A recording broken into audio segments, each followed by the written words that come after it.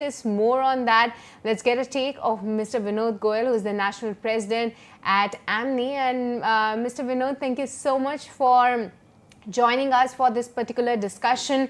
Wanted to have your take on the study that has been done. Thank you. Because yeah, because you are coming directly from an association, mutual fund association, which actually tells the people to come and invest for the long term. But on the flip side, it's the study that SEBI has done which tells you that intraday traders, though there has been a phenomenal jump in the number of traders, they are incurring loss. What's your take on this particular study done by SEBI?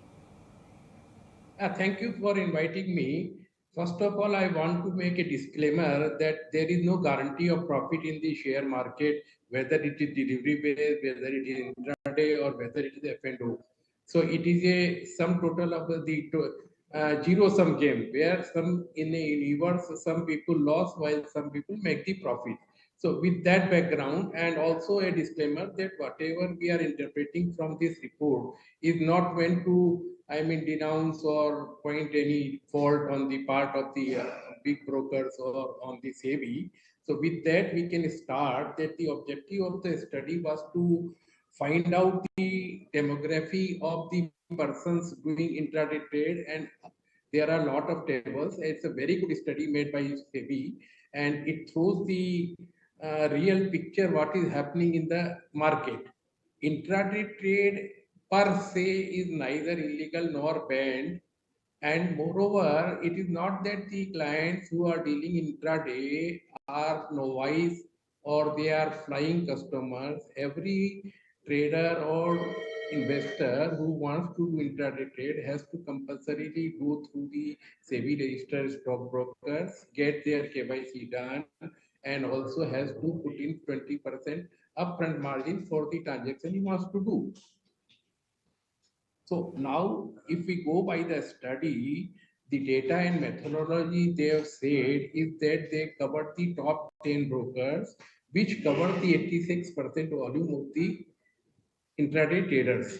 Here, if we just by mathematics, so actually NB has around 800 members, that is stockbrokers spread over all India. So if we subtract these 10 people, then 790 remain.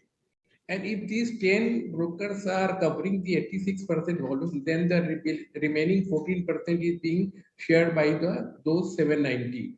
So this distribution of the trade over the different brokers is also to be seen, how the regulators or the government takes it and considers it. Point number one.